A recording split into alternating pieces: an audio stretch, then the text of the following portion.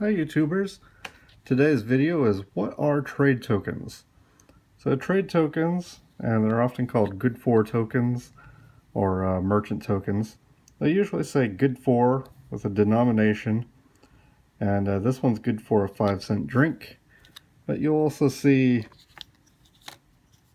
they'll say things like this one good for 12.5 cents in trade. So that's where the trade token part comes from. This 12.5 cent denomination is 1 bit. So they were sometimes given as change, but most of the time they were kind of used as a discount token. So let's say you went into the Blue Mountain Springs here in Prairie City, Oregon. You spent $1. Maybe they gave you this, this 5-cent token. So the next time you came in, you got a little bit of a discount because it was good for another 5 cents in trade. So the denominations are all usually pretty common. Here's 25 cents in trade. Here's 50 cents in trade. Here's one that really is a discount token. So this one was good for $1 on a suit or overcoat. So $1 off token, more or less. The Peerless Clothing Company. They were made from the 1880s until, about the 1930s or 40s, when you started to see wood and plastic tokens take over. They come in many shapes and sizes. Here's square, scalloped, octagon, and of course just a plain round. And they're usually brass or aluminum. And just because it's aluminum doesn't mean it's newer.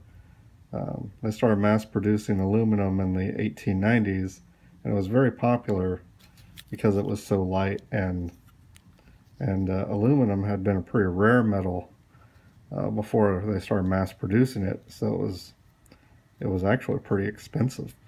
The top of the Washington Monument has a aluminum cap because that was the precious metal of the time. So yeah, aluminum was pretty popular even in those days.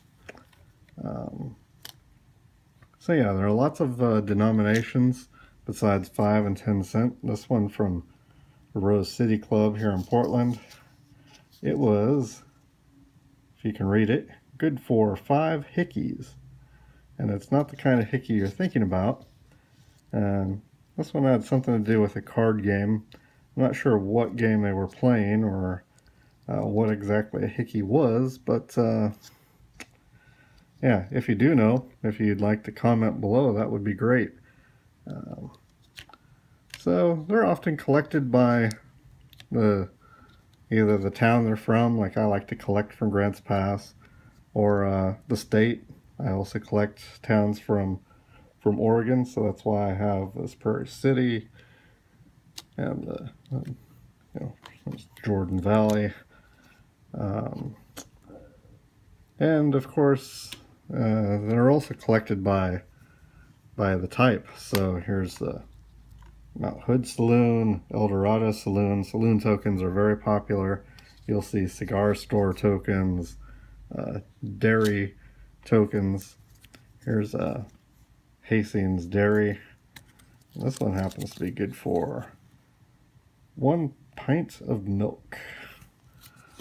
So the denominations were kind of fun, and yeah, like I said, they're collected by city, state, type. Sometimes though, like this good for 1 shave token, J.L. Myers, it's blank on the back, doesn't have a city or a state, and they call these a maverick token because you're not truly sure where they're from. I happen to be pretty sure that this is a Grants Pass token.